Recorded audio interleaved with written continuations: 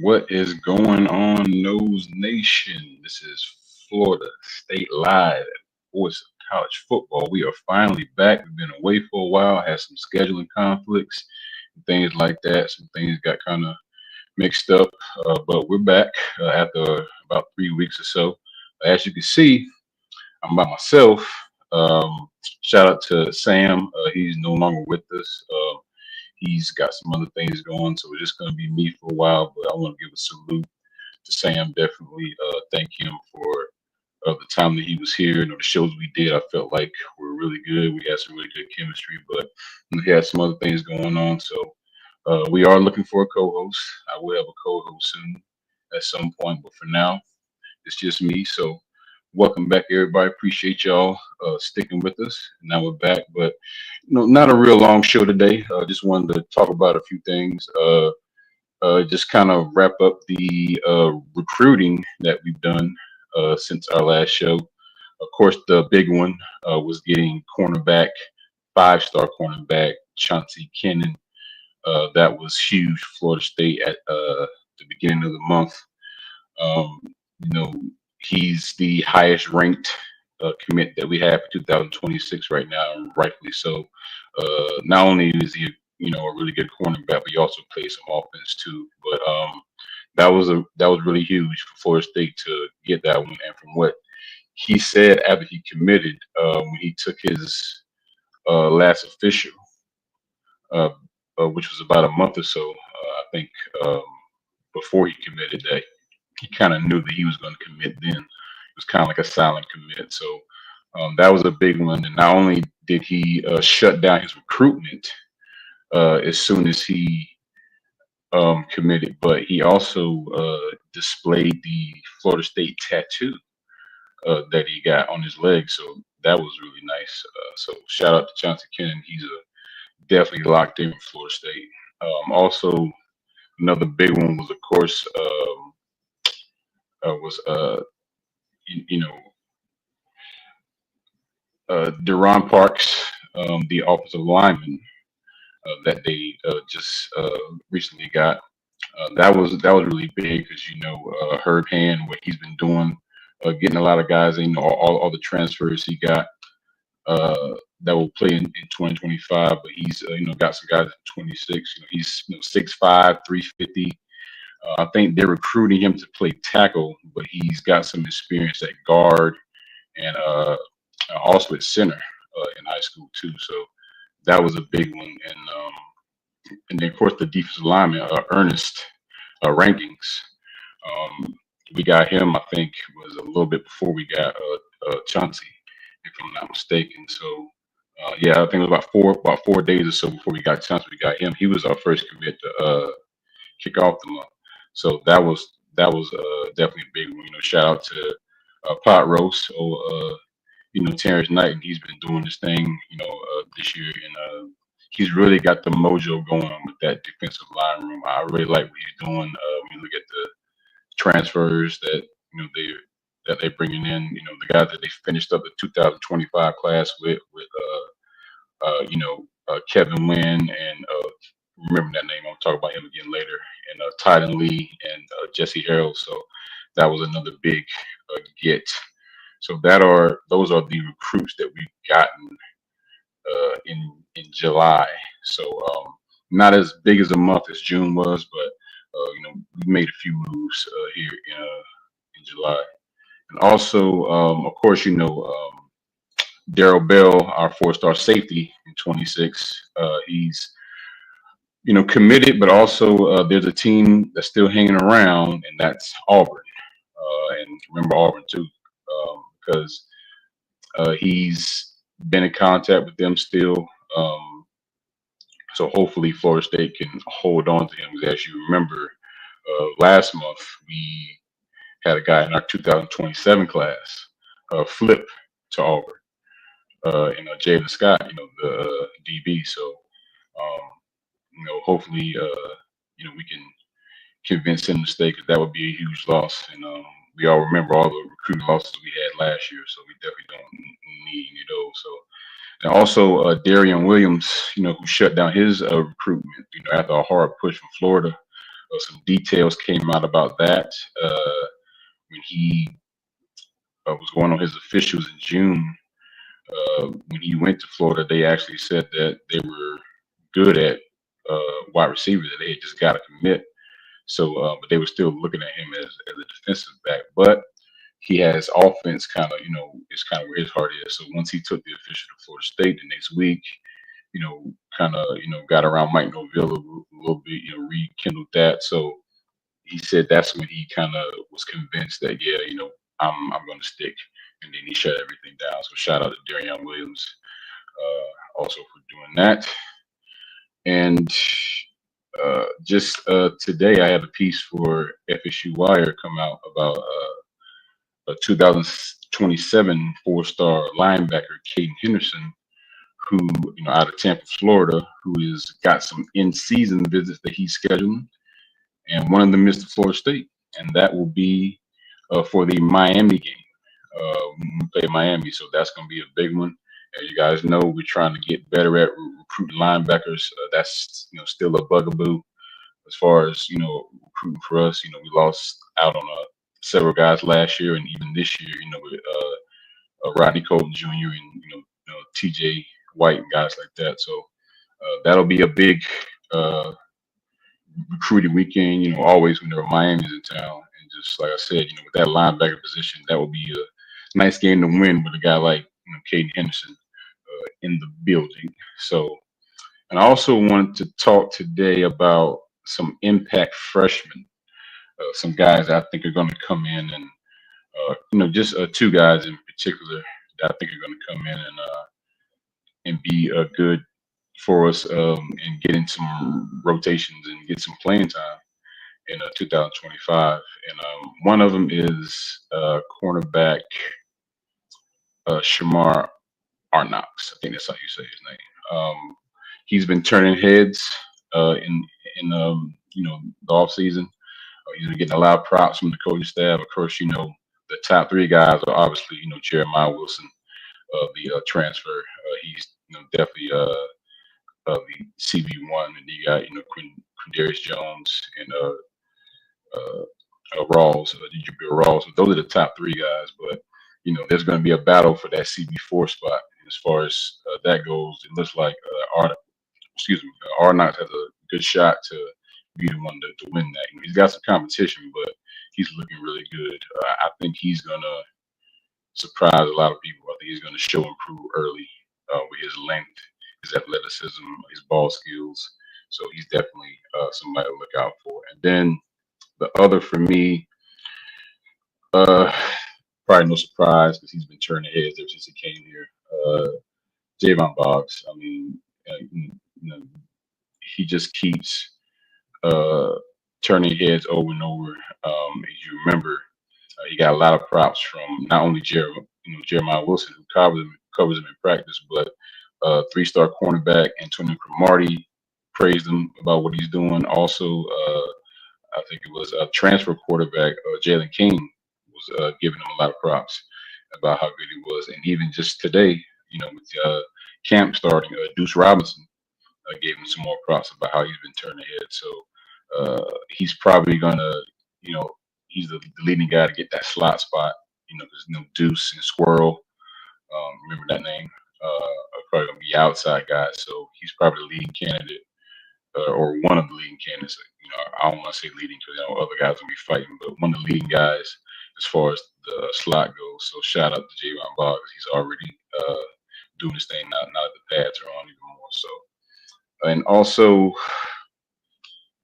speaking of Squirrel, like I said, uh, I want to talk about him because I think he has a chance to be a really, really big impact guy for us because of not only his speed, that's his big attribute. Um, you know, he can stretch the field vertically, and that's going to help guys in the middle. Guys like Javon in the middle. Tight ends like Pittman and Landon Thomas and guys like that. So um, that's going to be huge with his speed. But also, they've been talking about using him on like jet sweeps and jet motions and things like that. So I think that dynamic, they're probably going to be using Jalen Lucas that way too. But that dynamic, I think, is going to open up a lot, for the playbook as far as Florida State goes. So um, I'm really interested to see how his impact happens, quickly. Of course, he's coming back from injuries. You remember he had a shoulder issue last year, and then in the playoffs, when they were trying to make their run, he got injured in the college football playoff with his knee. He had like a PCL issue, and that's what limited him, during the spring and whatnot. But now in the summertime, he's really been, ripping things up. Uh, Thomas, Castellanos talked about how they've been working and coming in and trying to implement things and get their timing down. And so this is a big year for him. So he's gonna really be looking forward to coming out and making an impact very very quickly. So yeah, and also just looking at the getting back to the them starting camp.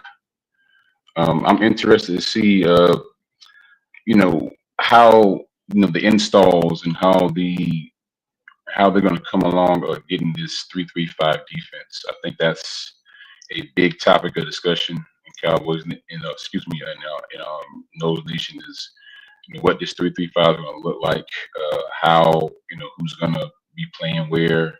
It's going to be a mixture of a lot of fronts. The whole thing about the 3-3-5 is to be just to have like a lot of disguise and confuse the opposing offense. So it's going to be really important to those guys to get along quickly because we got a big test first game against Bama. So and that's the one thing that kind of worries me about that game is that if they're not up to par, on that side of the ball, at least as much as they can be against a team like Bama, who's got a NFL type offensive line, that game could get kind of ugly. So interested to see that, and also the running back room. Of course, you got Usman Cromar, who's the shiny toy. It looks like he's gonna be one of those ones. He has some of the best talent in the room, if not the best. But also you got to remember, Roydell Williams and Sawchuck. Those are probably gonna be your top three guys. But I'm just interested to see like how Cam Davis and how they're going to implement Lucas and all these type of guys. So and as you remember, guys, last year we was so bad running the football, so bad running the football because our offensive line was so bad. So of course, getting back to what I said about the transfers, that's going to help a lot because we got a lot of experience with those transfers that came in. If I'm not mistaken, it was over 5,000 snaps and like 100 and something starts. Then plus you got Richard Leonard that's going to be starting too. So the offensive line should be much better this year, and we have to get a running game established. We really do because uh, it was too much last year. Our drives were so short because we couldn't do anything, and then our defense was right back on the field. So now I'm interested to see that, and just overall like I'm interested to see what's the vibes going to be like because coming off a 2-10 season, now that they're getting prepared for a new year, the time for talking is done. Now it's time to get ready to play. Bama, that game's in a month now, so I do expect there to be a turnaround this year from 2-10. I don't know why a lot of people think that that's going to be some regular thing. I think this team definitely has too much talent to be that bad this year. They're going to be better. I think we're all looking at if they can get to that 8-win plateau. Because me and Sam, once again, shout out to Sam. That's kind of like how we've been looking at this thing. If they could turn this around and get like an 8-win season, that would be really big for Florida State. So. But yeah, camp is here, which means pretty much the season is here. All we got is another month. So yeah, it's with how bad last year was, it can only go up from here. It's just how better is it going to be? You have a new coaching staff on both sides of the ball, but you can already see the vibes or like and like the philosophy is like different now, and guys just seem more in tune. Like guys are just ready to go. Speaking of, uh, Darrell Jackson, our defensive lineman was talking about how he's using 2024 to fuel him. You guys know he looked really good the second half of the season. I know he had about 20 of his 30 quarterback pressures came in the last 6 games. You remember he had the game against Miami where he had 2 sacks. That was probably arguably his best game of the year. But he was talking about how he left plays on the field last year. Specifically in even in the game against Miami. Talk about plays he didn't make against Florida and stuff like that. He's trimmed down. He's gotten leaner. He said he's worked on his diet. So this is a big year for him because he's going to have to be a bully in the middle of that defensive line. Like we really need Jackson to prove that he's the guy, and he's actually quoted saying he wants to show that he's him. And we all saw flashes of it last year. He's super powerful. He has a quick first step. It's just like he said. Sometimes he kind of blocks himself. Like he doesn't know how to. He'll like, you know, doesn't quite like get off of blocks too much, and he just kind of defeat himself. So if he can get past that, I think Jackson can be a really disruptive player because he's shown it's just the consistency with him. That's just his only issue. It's just being consistent. So yeah, guys, it's of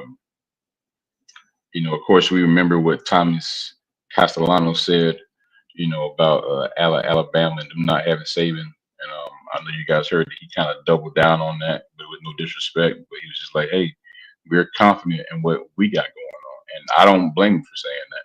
I had no issue with it when he said it. I was glad that he doubled down on it because I mean, hey, we're we're coming from 2-10, so we don't have nowhere to go but up. And who better than to test yourself against the Alabama? So that's going to be a very interesting first game. I think it's going to be a lot closer than people think.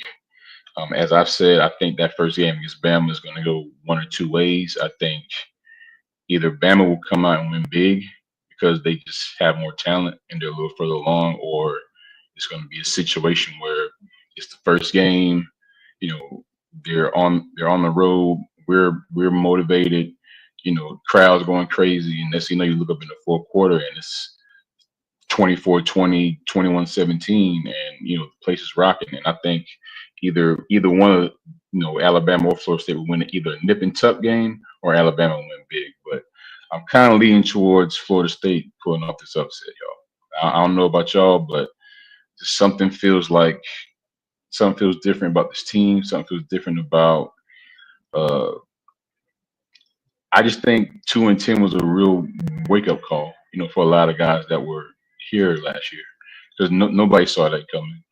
Coming off a 13-1 year, you know, I don't think anybody thought they were going to compete for a championship or maybe make the playoffs. I thought that they could be competitive enough to challenge for the playoffs, but nobody saw 2-10. Nobody saw that coming. So I just think that was a real punch in the gut, a real slap in the, I don't want to say slap in the face, but it was just a wake up call.